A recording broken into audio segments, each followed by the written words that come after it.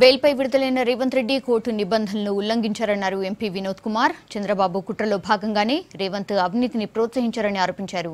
Bail వచ్చినంత మాత్రాన రేవంత్ కు క్లీన్ చీట్ వచ్చినట్టు కాదన్నారు. రేవంత్ మాట్లాడిన తీరు సరిగా లేదన్నారు వినోద్. బెయిల్ వచ్చి వారు జైలు నుండి విడుదలైన తర్వాత కోర్టు ఏ నిబంధనలు అయితే పెట్టిందో ఆ నిబంధనలన్నింటినీ కూడా ఉల్లంఘిస్తూ నిన్న వారు ప్రవర్తించారు. ఈరోజు చంద్రబాబు నాయుడు గారు చేసిన అట్టాసం ఇది. రేవంత్ రెడ్డి అనేవాడు ఆ వ్యక్తి చంద్రబాబు నాయుడు చేసినటువంటి కుట్ర ఒక భాగం.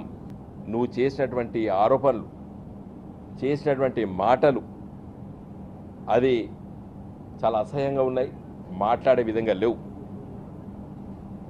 తర్వాత నువ్వు అవలంబించినటువంటి తీరు, మీసాలు తిప్పుతూ తొడగొడుతూ, అంటే ఎవరిని బెదిరిస్తున్నావు? సాక్షులు బెదిరిస్తున్నావు. నీ చంద్రబాబు నాయుడు నీతో చేపించిన కార్యక్రమం ఏంది? బిడ్డ, ఈ తెలంగాణలో మాకు వ్యతిరేకంగా ఉంటే మేము అంతు చూస్తామనే విధంగా ప్రవర్తించారు.